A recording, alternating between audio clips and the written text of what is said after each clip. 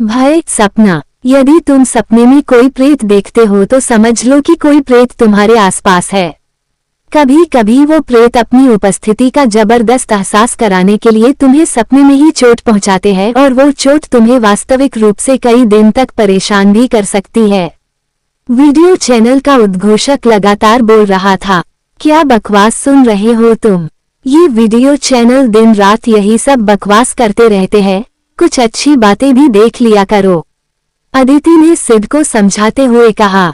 सही कह रही हो अदिति, ये सब बकवास सुनने से दिमाग में कई किस्म के भ्रम पड़ जाते हैं। सिड ने वीडियो चैनल को बंद करते हुए कहा, सुनो 4 दिन के लिए मम्मी के घर जाना है, तुम खाने का कैसे करोगे? कुछ घर से ही भिजवा दिया करूं या तुम खाना खाने घर ही आ जाया करोगे? अदिति ने सिड से पूछा। अरे यार, मेरे खाने की चिंता तुम मत करो, कुछ ना कुछ हो जाएगा, कभी तुम्हारे घर कभी स्विगी जिंदाबाद। सिड ने जवाब दिया, ठीक है, मैं तुम्हारा खाना तैयार रखा करूंगी, आकर खा लेना या पैक करा कर ले आया करना। अदिति बोली, 4 दिन की ही तो बात है, तुम चिंता मत करो, सब मैनेज हो जाएगा।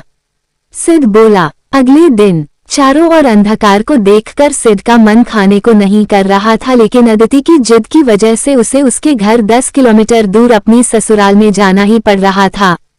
क्या मुसीबत है, कैसा बेवकूफ हूँ मैं भी, शाम को ही खाना खाने निकल जाता तो अच्छा था, अब इतनी रात में घर से निकलना एक बेवकूफी ही थी। सिड ड्राइव करते हुए बड़बड़ा रहा था।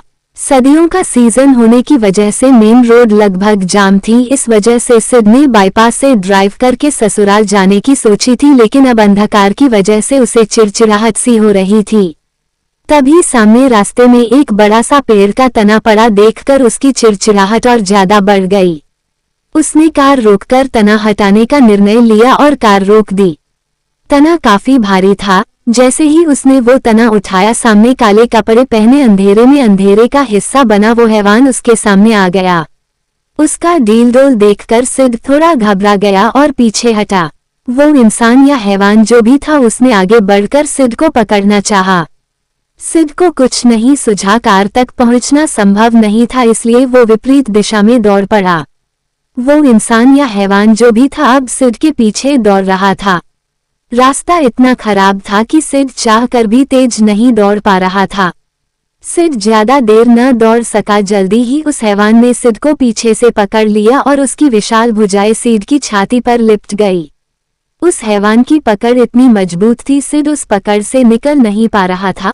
उस पकड़ की वजह से सिड की छाती में भयानक दर्द हो रहा था और उसका दम घुट रहा था। दम घुटने के उन्हीं क्षणों में सिड की आंख खुल गई और उस भयानक सपने का अंत हो गया। सिड के चारों तरफ अंधकार था। सर्दी के मौसम में भी वो पसीने से तरबतर था और सबसे खतरनाक बात, जहां उस हैवान की बाहें सिड की छाती पर कसी हुई थी, उस जगह अब भी असहनीय दर्द हो रहा था।